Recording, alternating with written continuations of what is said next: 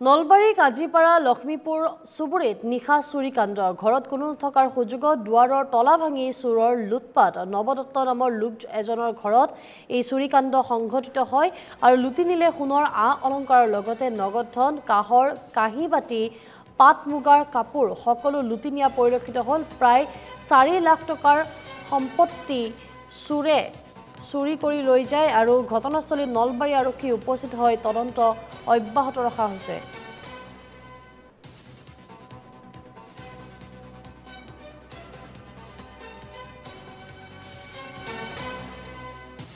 অঞ্চলত তাৰমানে সঘনাই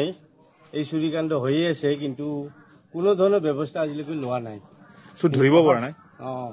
প্ৰশাসনে কিয় গুৰুত্ব দিয়া নাই আমি ৰাইজে আচলতে আচৰিত হৈছোঁ এটাও চুৰ ধৰা নাই কিন্তু চুৰ প্ৰতি মাহতে 3-4 বাৰ এই অঞ্চলত হৈয়ে আছে এইকাৰণে আমাৰ জিলা প্ৰশাসনে বা পুলিচ প্ৰশাসনেই হওক এই ক্ষেত্ৰত যথেষ্ট গুৰুত্ব দিব লাগে আৰু ইয়াৰ ব্যৱস্থা লৈ ৰাইজক এটা সমাধান দিব লাগে আৰু ৰাইজক সকাহ দিব লাগে বৈদবাৰী দিনটোত আছিলো ল'ৰা দুটা আৰু থাকিলে আছিলে তাৰপিছত গধূলি আহি পাইছো আহি পেলাই ভোট কৰি আহিছে চব মানে চব কাহাৰ হৈ আছে চাউজি লাইটটো দি চাওঁ গোটেই তাৰমানে লৈ গৈছে এই গোটেইখিনি সদায় আছে পইচা অলপমান আছে পইচাখিনিও লৈ গৈছে